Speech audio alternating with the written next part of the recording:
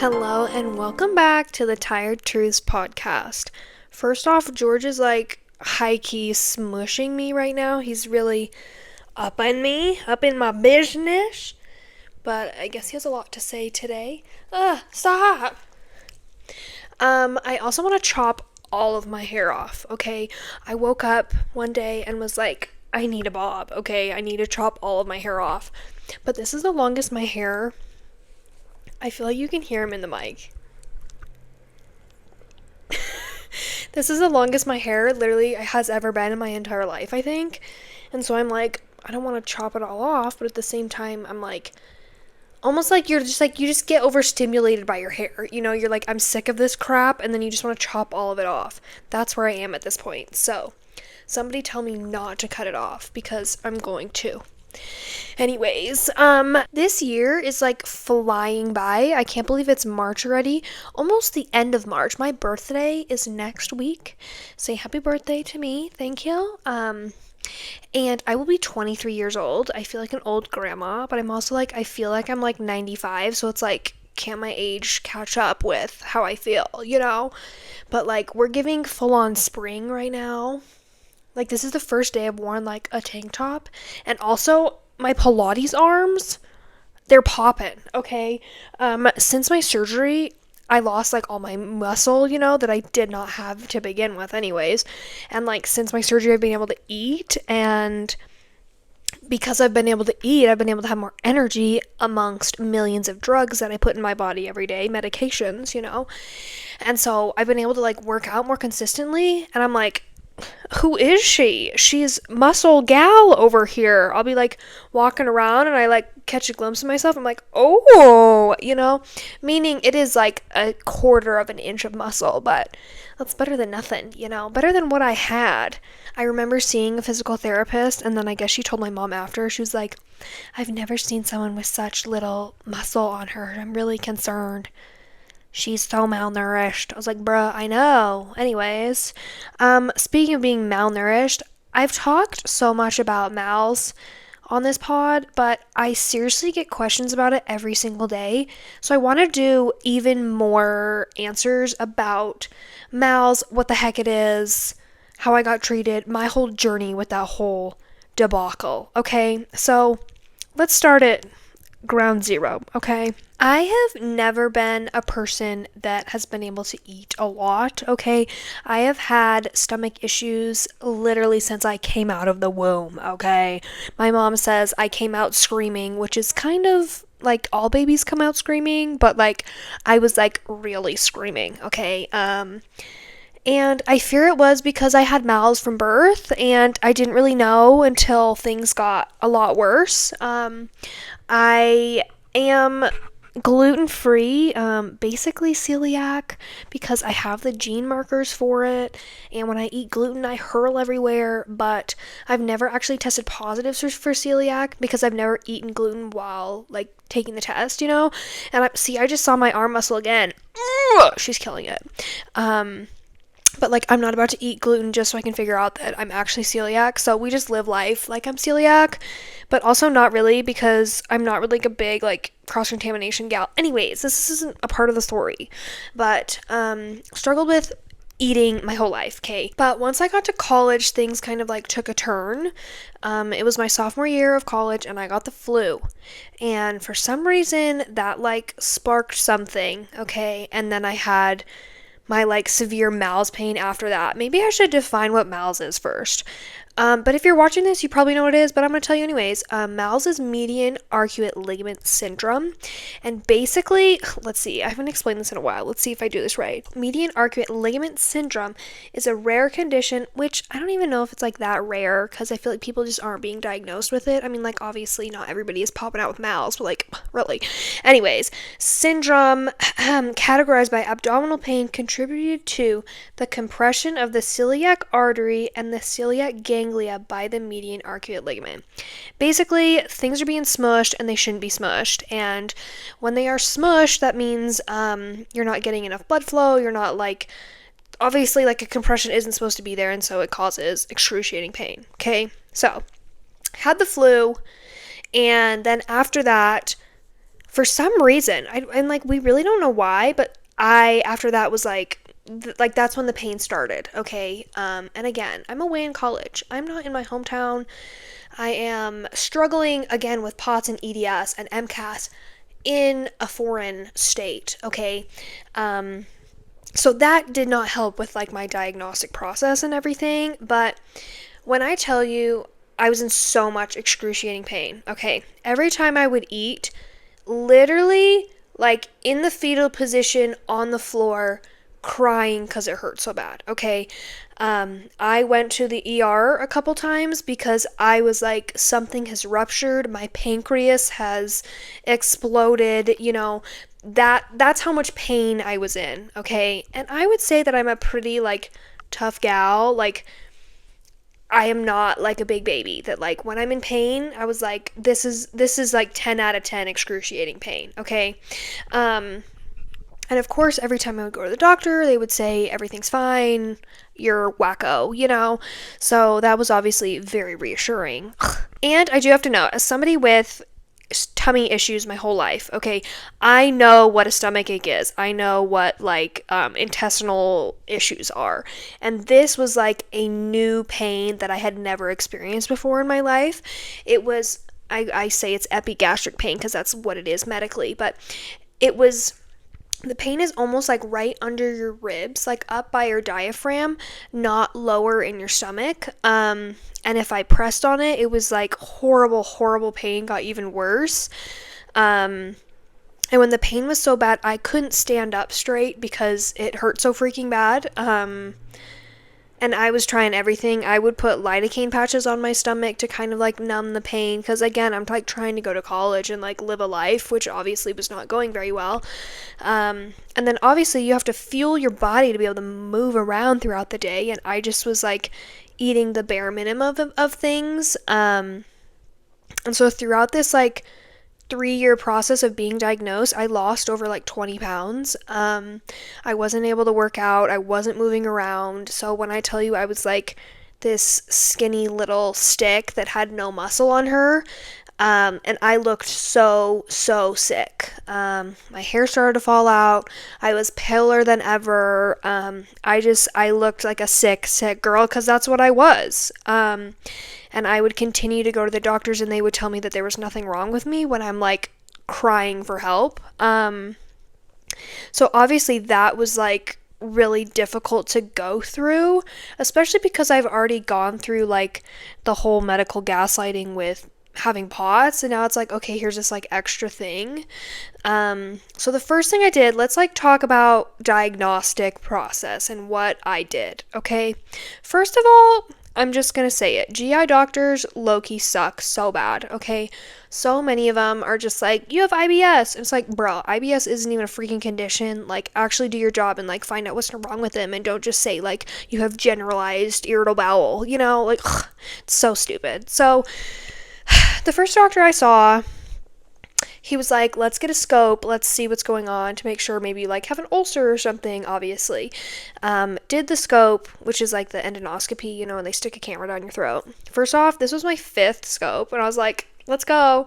I actually got it on Valentine's Day. It was just so exciting and crazy. I had to drive, so I was going to school in Oregon, and for some reason my insurance wouldn't cover the procedure in Oregon, but they would cover it in Washington. So we freaking drove to Washington so I could get the scope in Washington. So stupid. Anyways, I hate insurance. Got the scope done. Obviously nothing was wrong, which is like obviously a good thing, but at the same time I think it's really frustrating when you're going through like medical issues and all your test results like come back normal, obviously. So that was like a little discouraging. And so this doctor's lovely suggestion was to take some peppermint tablets. Don't do that, okay? Don't do that if you have MALS. Don't do that if you have some type of heartburn and like, what's it called? Esophageal issues. Because the peppermint gave me the worst freaking heartburn known to man, okay? It was horrid. So that lasted about a week, and I was like, you suck. I need to find a new doctor. Thank you very much. The next doctor was like, let's look into gastroparesis, which is basically that your stomach doesn't empty properly. And so I did a gastric emptying study, which really involves you're actually at the freaking doctor like all flippin' day, okay? You get there like super early in the morning and they literally put like this radioactive stuff in you and you have to eat it's like 2 eggs and 1 piece of toast. I think it's 2 pieces of toast. Well, I know for me it was 2 because it was gluten free, so I don't know if that makes 1. I don't know.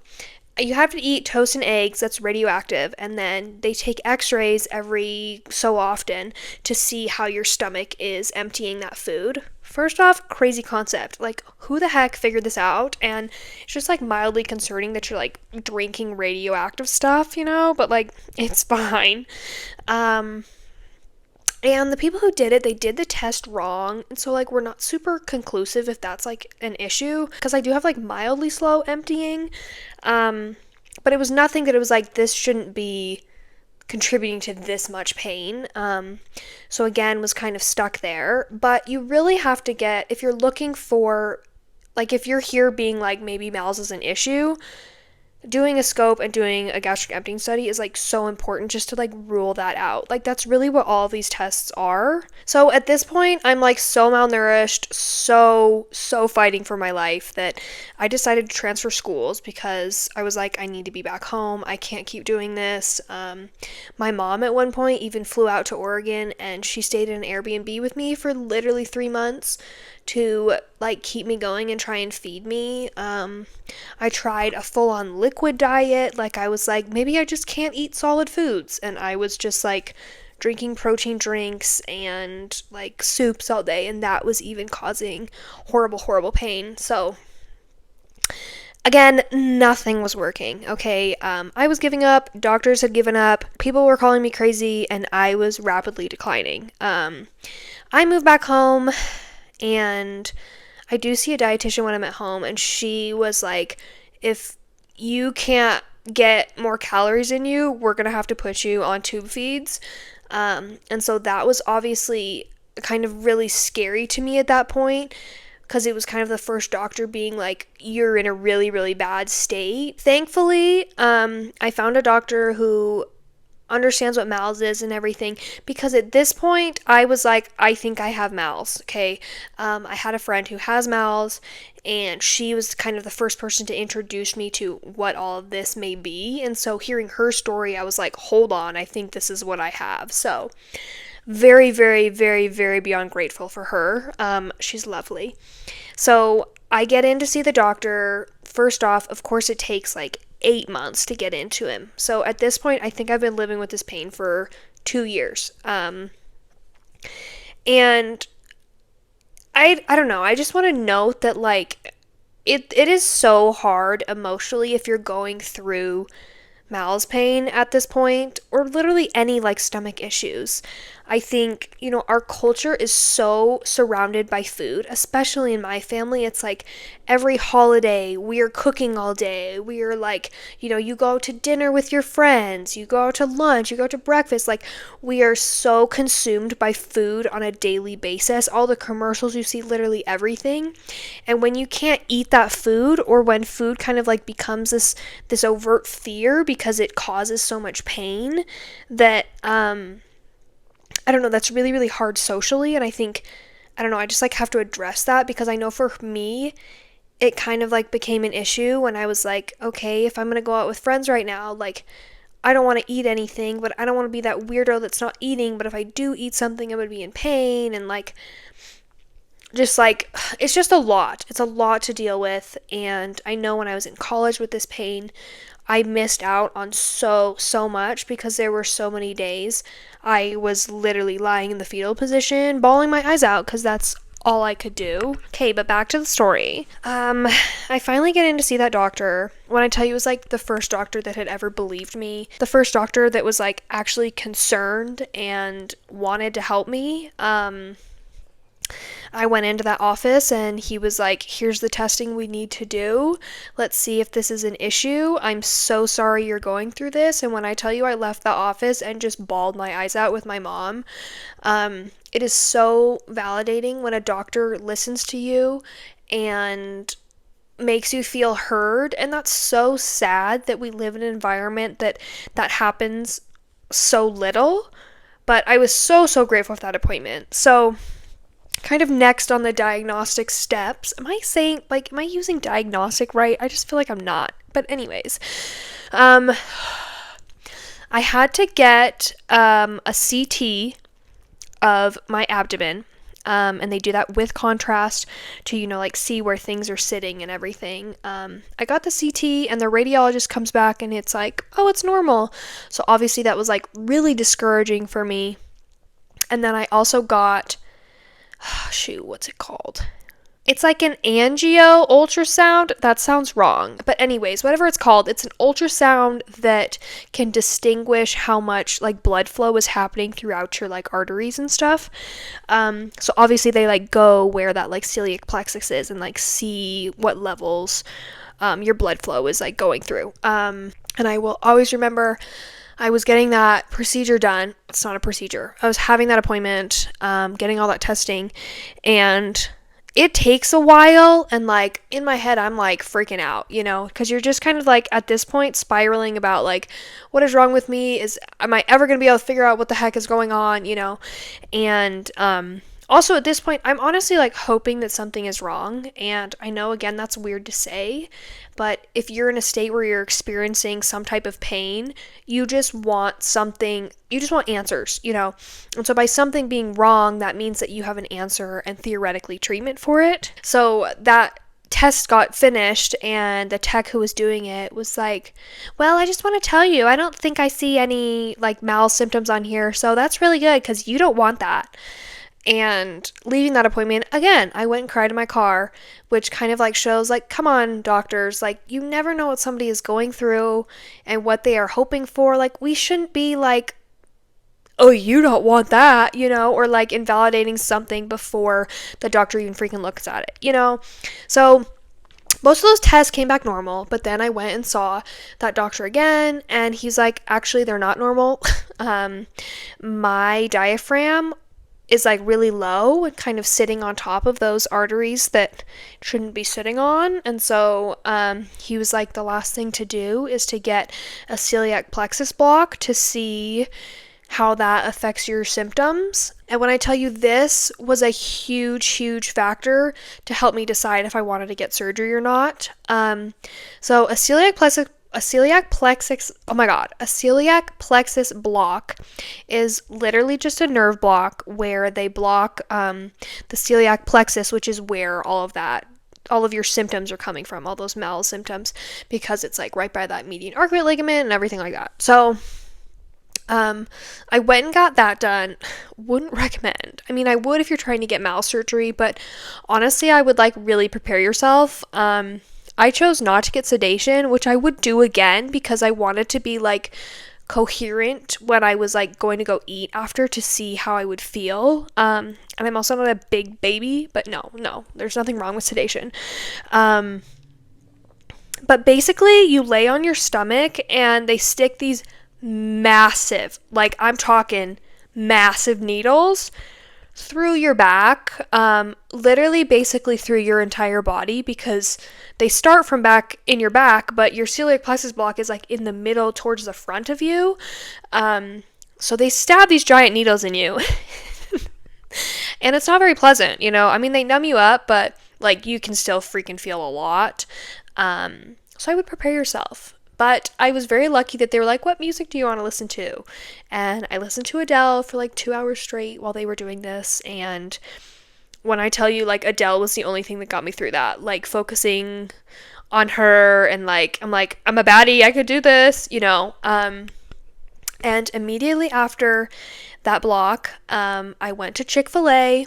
I got a gluten-free chicken sandwich, I got fries and like a large Sprite, and I ate the entire thing. And that is not something I have ever done in the 23 years of my life, okay? I guess at that time I was only like 21, but anyways, I ate all of that and I was like, I don't think I'm in pain. And I think it's kind of hard because I'm like kind of like gaslighting myself at that point, being like, no, you are in pain. You're just like pretending you're not. And are you in pain or are you not? And I think it's also really confusing because that block is so painful that my back hurt for weeks. Okay, the first couple days, like, my back was like, oh my god, this hurts. And so it was kind of hard to distinguish, like, is the pain gone, or am I like so focused on my back pain that I don't know? So I don't know, that was kind of like hard to grapple with, but it was also like, I've never eaten this much food at a point in time, and I would be in the fetal position if I had eaten that, you know? So that was like really, really beneficial for me. I went back to that doctor again, and I was a really unique candidate for MALS surgery because my testing wasn't 1,000,000% conclusive. I had that like mildly distended diaphragm, but that was really the only thing that when you look at like the physical images that kind of showed that maybe I had MALS. But because the nerve block was positive, the doctor was like, I think this would work. He really was like, there's probably like an 80 to 90% chance this works, and if you want to go for it, let's do it. And if you don't, I totally understand that. And so making the decision of surgery or not was really, really hard. Obviously, it's like a very serious surgery, and they're like inches away from your aorta, and it's long time recovery. And so it's like, this isn't just like a quick little snip, snip, and I'll be good to go. So making that decision was really, really hard. But I was kind of at a point where I'm like, I've been living in excruciating pain for 3 years of my life.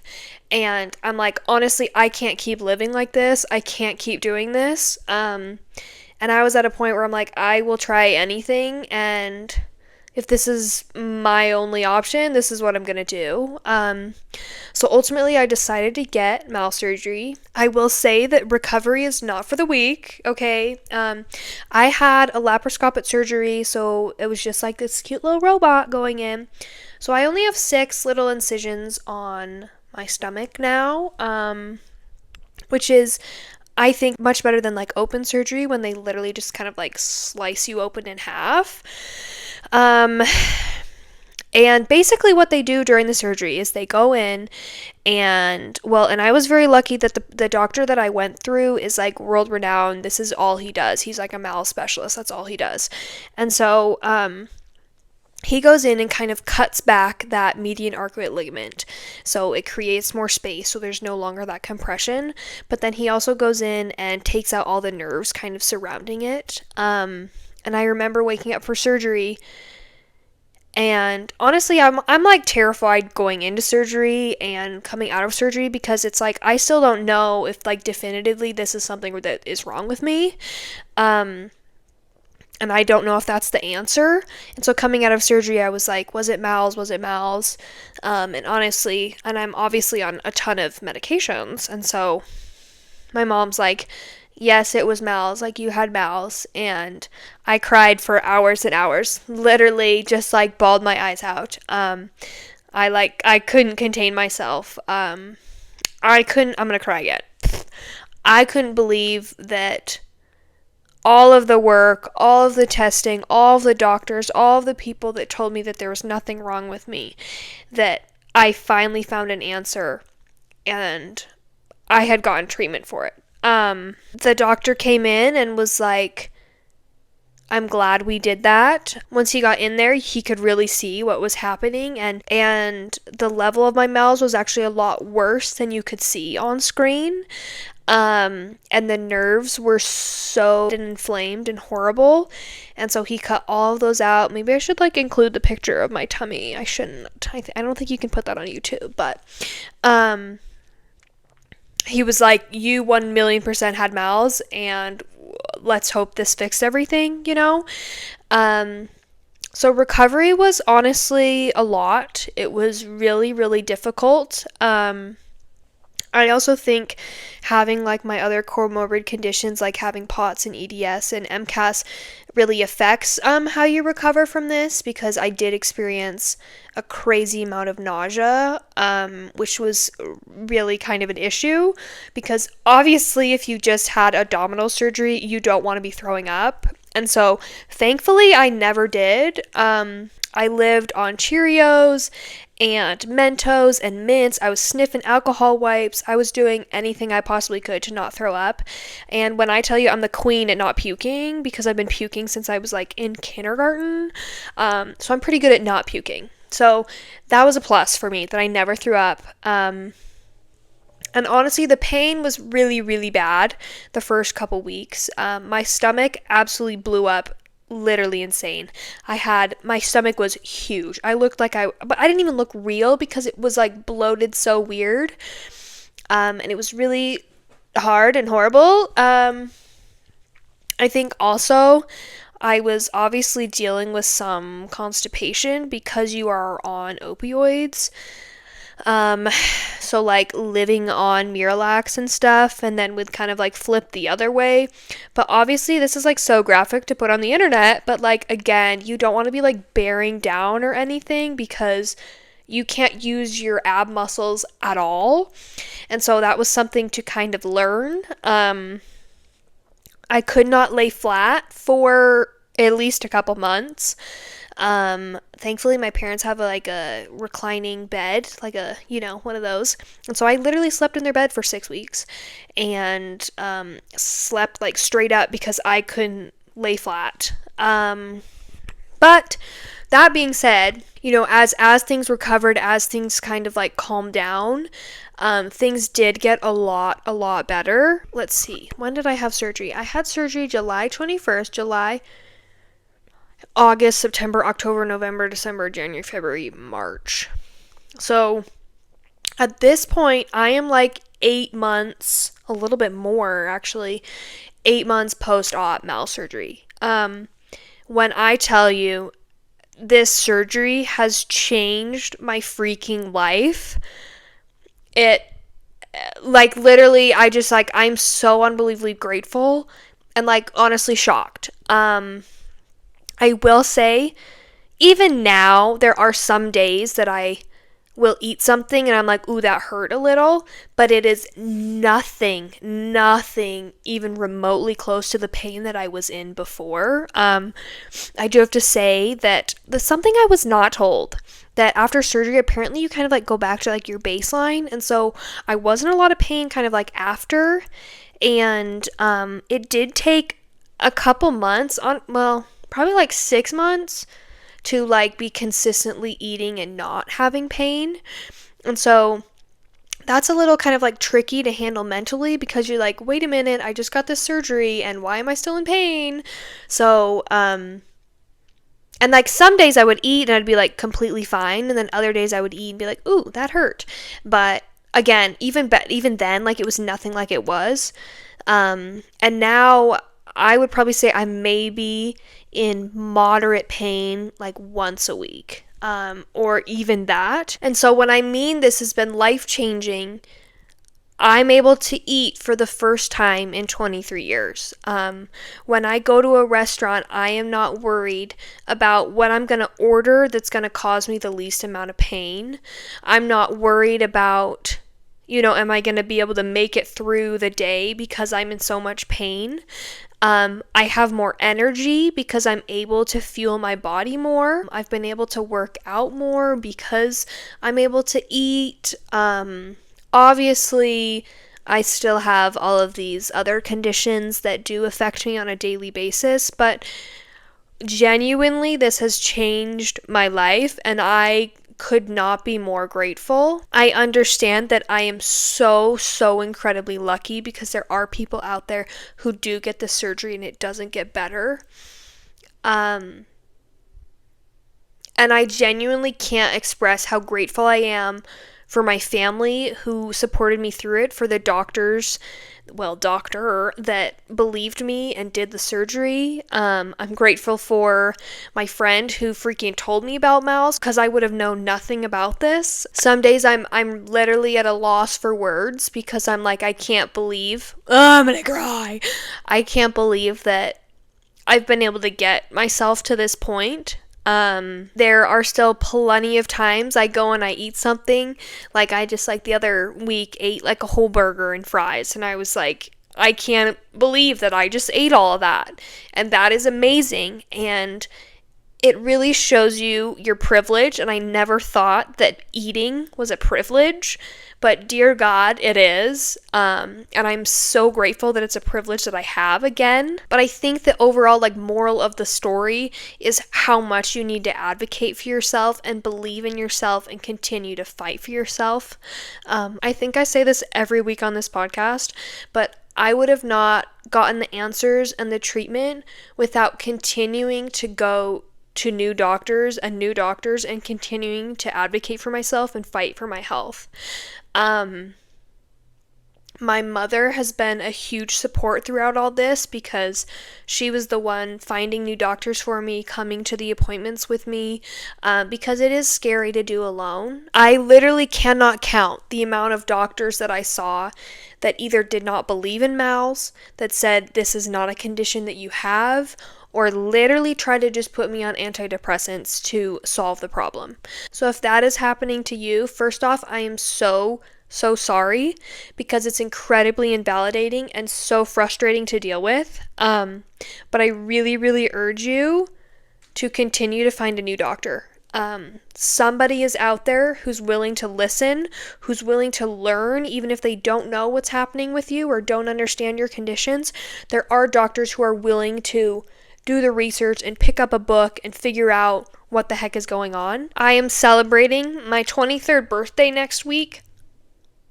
And I would have never, ever thought that I would be able to go to a restaurant and order something that I want to order and never be in pain. I am so beyond grateful and literally don't even have the words to describe a lot of the emotions that I go through on a daily basis, because it's just so unbelievably shocking.